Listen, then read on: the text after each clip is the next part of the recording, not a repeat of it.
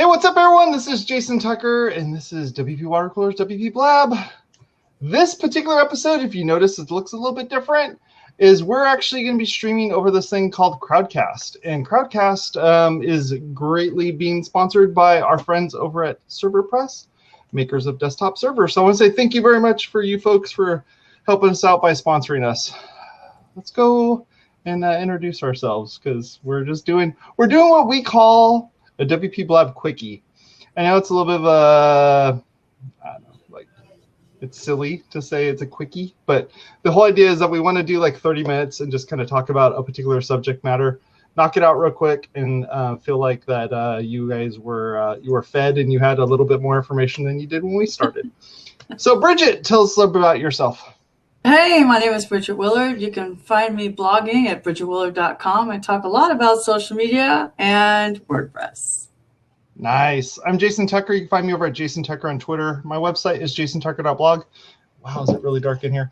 And and yeah, time change and all that fun stuff. So yeah, so we're going to talk a little bit about hiring a social media specialist and how to ask the right questions. And Bridget, you know, it's kind of weird. You are the social media specialist between the two of us. and I said the way that I pitched this to you, Bridget, is it's like, how can your customers be better at being your customers or your potential customers? How can they kind of like figure everything out to really be able to interact well and be able to kind of do these things? So, well, every trade is going to have this kind of a situation, right? We could do a show on what you should know if you're going to hire a general contractor, or what you should know if you're going to hire a web designer or a graphic designer. So I'll tell you from a blog post that I wrote a while back what a social media manager is not. Let's work backwards. Okay. Here are some things from my blog post what a social media can't or shouldn't do for you. Here are 10 things that a social media manager should not or cannot do. Number 1, care about your business more than you do. Number 2, be a videographer or video editor. 3, be a professional photographer or editor. Number 4, be an expert in InDesign, Photoshop, Adobe Illustrator, or any other program that's for graphic designers. Number 5, design logos or creative. Number 6, replace a web development agency and or be a webmaster of any kind. Number 7, be a technical SEO expert. Number 8, be an expert in paid advertising. Number 9, write content for your blog. And number 10, be an API ninja. Now that list has come from things that were actually either said to me personally or I've seen in job listings. It is amazing how many times somebody wants a social media manager to also administer the website. Just because we do one thing on the internet doesn't mean we do all the things on the internet, okay? So that's what I mean. Like, we specialize, just like a lot of people do. So you're a systems admin. Not all people who build websites are system admins. You just happen to be both, right? I can make things in Canva. I can use my iPhone. I could do some of those things, but I am not going to be creating a video for you as part of what I do, unless you pay me to do that, and I'm probably going to outsource it, right? Like, it's just... So the things that really matter for a social media specialist, and I say specialist because a lot of times people specialize in a certain platform or in a certain thing. So I have a friend named Elizabeth Ortiz, and she is a journalist. She will create a podcast for you. She will create a video. She will write content. I, as a social media manager, I'm not creating, I am distributing. I am creating relationships based upon the content that already exists on said website. Now, yes, I will also write you a blog post for $100 or whatever my price is. Sure. But that's not part of the social media management, right? Right. So what does a social media manager do? A social media manager is responsible for the maintenance of the platform that they're on. Meaning, so for me, I specialize in Twitter.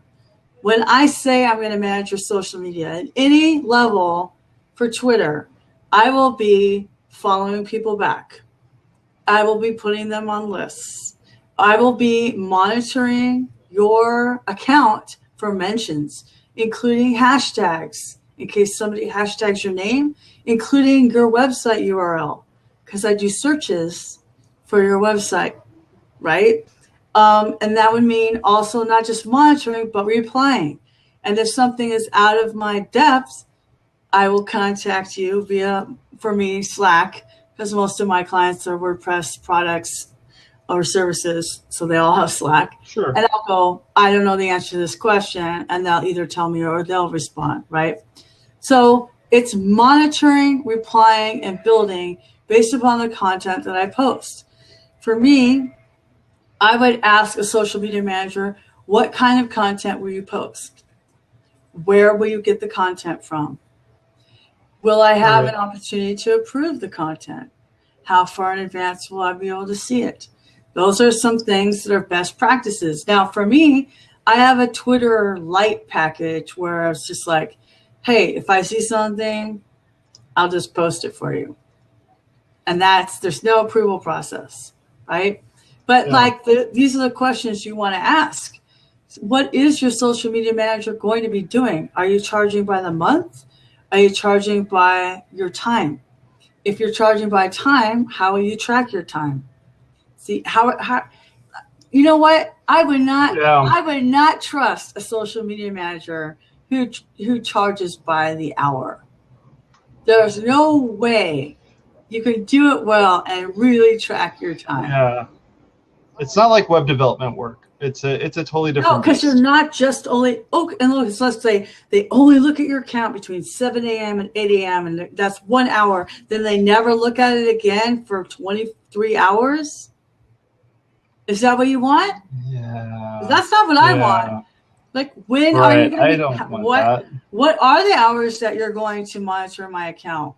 For me, that's my waking hours, 6 a.m. to 10 p.m. When can I contact you? Email from 8 a.m. to 6 p.m. What if there's an emergency? You can still email me. Can you text message me at 1 o'clock in the morning? The answer is no. Or yes, but I'm not going to respond, regardless of your time zone, unless we have a prearranged meeting, right? Our meetings included with your price. That's another thing, because for me, with my top level one, there are 2 meetings a month included. More than that is my hourly rate. So the things you want to ask are, what is included in your price? How will you be monitoring? How will you be tracking? Here's another question you can ask your social media manager. What is the metric that matters to you and why? So is it clicks, is it engagements, is it likes, is it the heart thing that may be going away on Twitter? I don't know, like all of those types of things. Like, what is it that, and that's a legitimate thing, right? Particular campaign, right? And I just had this question at Riverside on Sunday when I was there, because the Twitter like button might go away, which it went away anyway because it was a favorite button. Now they got rebranded, whatever. And so I told people, I don't even care if people like it. To me, liking is like I saw it or a wave across the room. It's not, that means nothing to me. What means something to me are notifications from replies. Replies matter. And I told my friends at Riverside, and I'll tell my friends on the show, that the metric I use that I developed back when I was working for Thought House, and WP was our client. We use this for all of our Twitter clients, including Paul Davis and Win Home Inspection. And I use it for my clients, is the tweets to profile visit ratio. I like that at 0.2. At 0.2, I'm happy. Meaning, so you're tweeting out, right? No matter what volume you pay your social media manager for, 3 a day, 1 a day, just an average number, no specific number, whatever it is. How many times did they go back to Twitter and look at your profile? Because if they look at your profile, they might click your link, and then you can see if they went to your website. Because what you want is to drive traffic to the website. The website this is a WordPress show. All marketers, the reason why I'm even in this world is because all marketers know, either you learn it or whatever, you have to drive traffic to a website. Definitely. So, and we prefer WordPress over Wix. So, so the thing is, ask that question: what metric matters and why? You're going to get a feel for that person, right? So how are you going to, another good question is, how are you going to match my brand's voice? Wow. Yeah. Yeah. Huh. It can't sound like me. Like, I have an Instagram client, and she's from the San Gabriel Valley. And I said, oh yeah, for sure. And she wrote me back, oh, I would never say that. But I thought for sure, because she was in the Valley, the Valley girl talk. No. So then you're like, okay, absolutely. Now, Jen Miller, one of the things she does when she onboards clients is she asks to read some of their emails to customers. And that way, by reading the emails from the customers, you can mimic that voice. You can see the words that they use a lot. It helps to kind of have that onboarding if you can. Now, if I know the person, it's really easy. If I could see their own, if I was doing it for Jen Miller, which I don't, but she always says, I appreciate you, right? So people can tell. They have a lexicon of things that they would normally say. Right? And so it's funny because even though I don't think I have a style trying to mimic my client's voice, people still know, oh, Bridget's doing that social media. Because everybody has telltale signs. For me, it's the lists. And I make them the same for everybody. WordPress professionals, WordPress companies, WordPress products. So you'll see it's me. It's so obvious. But so that's for Twitter. So for Facebook, how will you be managing the page? How many times will you post? Mm-hmm. Will you tag other pages? Will you be using video? If we use video, who creates it? Are you going to cross-post from Instagram? Or are you going to treat them separately? Right. Are you going to do any ads? What kind of ad budget do you recommend? So when I made a proposal for a Facebook page and an Instagram account, I was told that my price was double because I treat Instagram and Facebook separate. And I said, well, of course. Oh, wow. They're probably just posting from Instagram and then auto-posting to your Facebook page. And she goes, oh, well, what's wrong with that? I'm like, well, it's a style issue. So it depends on whether you want, it depends on how much money you want to spend, right? To me, I think it's lazy. And to me, it looks like you're lazy. And so if you're trying to get somebody to hire you to do something, a professional service, right? And you're being lazy in even your own marketing, what does that say?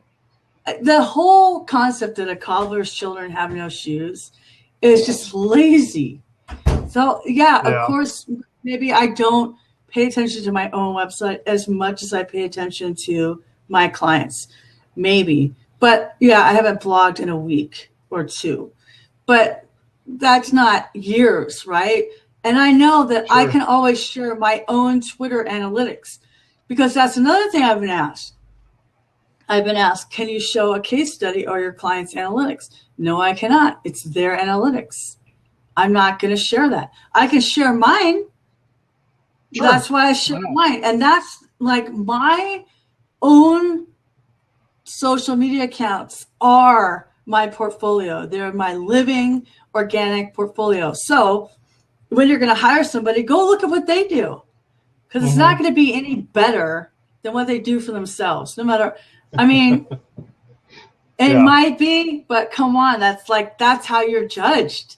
So if you are asking people for their clients' analytics and they're giving them to you, then how do you have an expectation that your analytics are going to be private? Or discretion matters. Right. if you, Well, yeah, you're expecting that. You would expect that from they should expect that from you because you are respecting their privacy. And even if you were to like blink everything out, it's still, if they look on your list and you have 6 clients, they're like, of one of these 6, which one is it? Oh, look, this one's into this sort of thing. They could easily figure out if that's the right person or who that customer is. It's just tricky. It's like, if you know that old saying, Jason, where they say if people are gossiping to you, they're probably gossiping about you. Yeah. It's true. A social media manager should be discreet and should show a lot of judgment in how they handle themselves. I'm one of those people that actually did not vote for the first time in my life. I was so overwhelmed. I couldn't. I mean, this is what California gives you, okay? I couldn't do it this year. It's the first time. I've been voting since 1992. Okay, I've done every election, every primary. I've done a lot. Okay, and I'm just taking 1 November off, people. It's fine. And of course, we lost the Republican seat where I am in the Congress. Do you see me bitching about it on social media? No, because that's not appropriate. Right. So for me, for you two to be a guru. Now, I mean, I might have been like, well, that's a bummer, but this year I don't care. So I'm sure that Diane Harkey lost because of my 1 vote. Whatever. Anyway, the point is, like, you should go look at their accounts before you hire somebody. I mean, do they client shame? I see a lot of that happening. Like, oh, this client did this. Look, I have people that are hard to deal with. Everybody does. But you can't call them out on the internet. It's public. It's rude. That's why you have girlfriends and tequila. That's what I told the people at Riverside. They laugh, but that's the truth.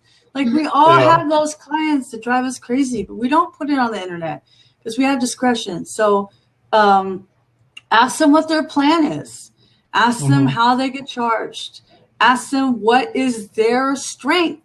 Because so that's why I said specialist. So I specialize in Twitter. I will do LinkedIn. I will do Facebook pages. I do Instagram for 2 people, but one of them is only engagement. So I'm just monitoring. I'm not posting. So because Instagram is really, I like how Jen Miller calls it. Instagram is really a personal medium.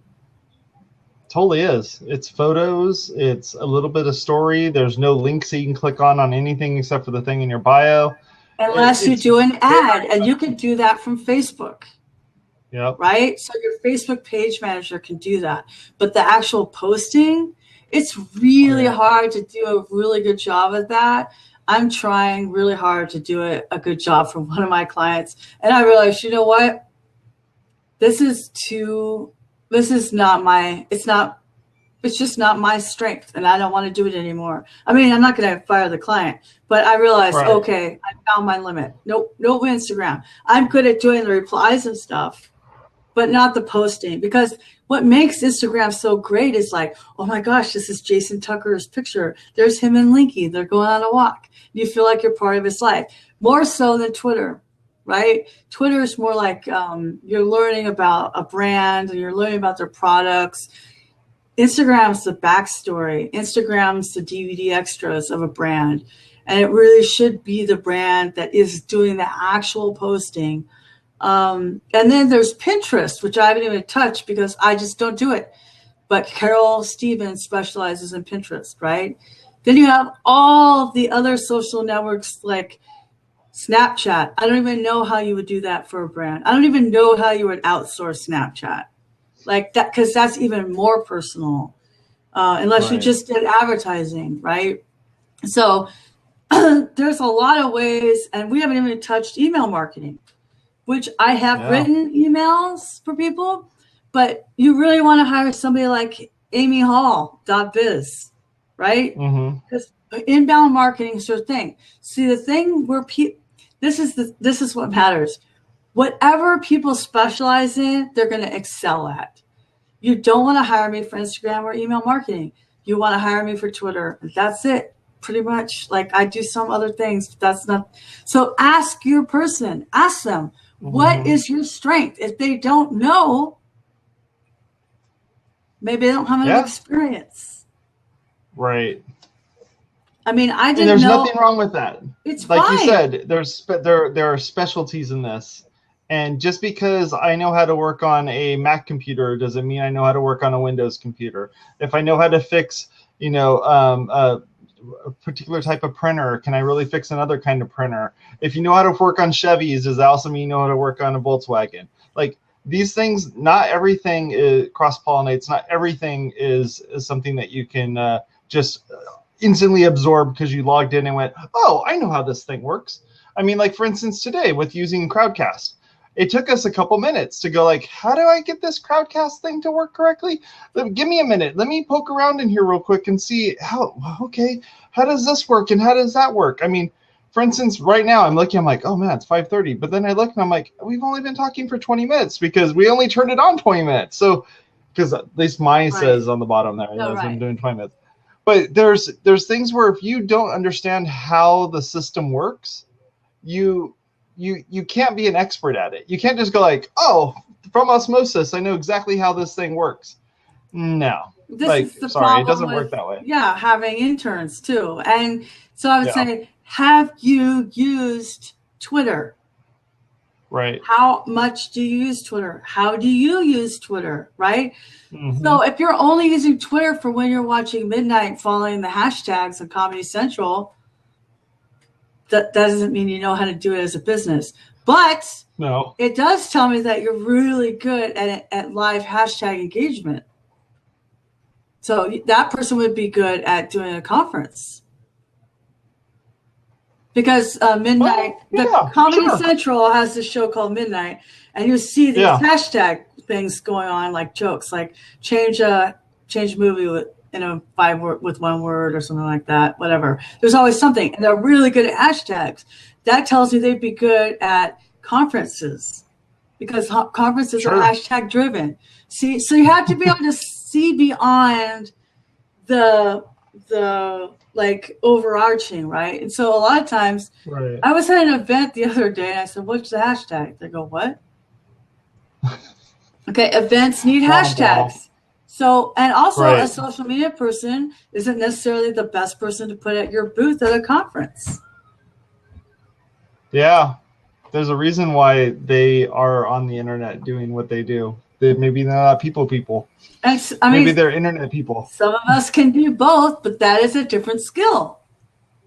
Yep. Right? Okay, so that's the thing. It's like jack of all trades, master of none. That's, whatever. It's unfair because we all have different personalities and learning styles. So because of that, we have different specialities, but just ask. And that's the thing. It's like, if you don't do Instagram, do you know somebody who does? Yes, Robert Nissenbaum from Tactical Social Media does it, right? Or if you don't write, who does? I can give you 5 writers. If you don't build a website, here's 10 people, right? You give us a list. I know all these people are building websites. Even today I was asked, can you fix my blog? Oh, okay. I said, sure. Well, I need to upgrade the PHP. Okay, so that's out of my depth. Like, I think fix my blog. I think, what does Bridget think? The content creator. I think meta tags and SEO stuff, right? In the Yoast box, not changing from HTTPS or something like that. SSL certificates. I just thought, you just wanted another pair of eyes on a blog post. Editing. I can edit, right? So you're, just like, what does that mean? So you don't want to be that person from the other side. If you're the person that's being hired, you don't want to be the person that goes, oh, that's not my job. But I have been on interviews where I said, oh, that's really 2 jobs. Just so you know, in case you're having trouble hiring somebody, But no problem. I'll gladly take 2 times the amount of money. No problem. But this is why it's good to outsource. Get vendors.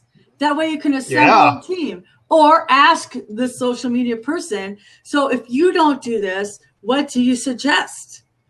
Have them build a team. And I've done that for clients too, or been part of that. So maybe you don't do it all, but be that resource. Because what makes you valuable in social media is the people that you know and the resources that you have. And if you're not sure, it's okay to say, you know what, I'm not sure. Can I do some research and get back to you? Then go look at Buffer's blog. I mean, Buffer is,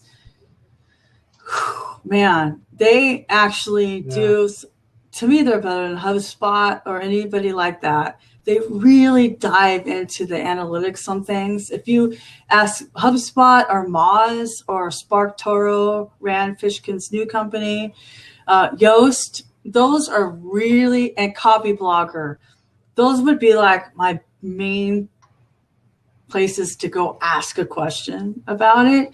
Yeah. But it's okay to ask questions. It's okay to not to know, but you should be able to say, okay, so I don't know that much about social media, but what would you recommend for my business? If they say, oh, do all the things. They don't know what they're doing, because Facebook isn't as good for business to business as it is good for retail. Instagram is better for retail.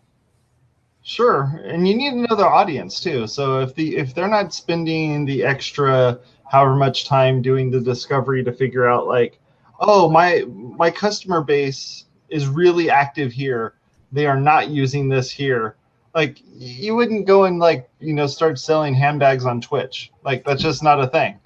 Maybe it is. I don't know. But unboxing. But right. Yeah, unboxing, sure. But like, there's certain places where you would not want to do this, and you really have to kind of you as the customer should not be figuring this stuff out. Right. Like, you can give them the historical data that says, hey, back when MySpace was a thing, we did this. And then when this thing was a thing, we did this. And when that thing was a thing, we did this. And you kind of give them all the stuff.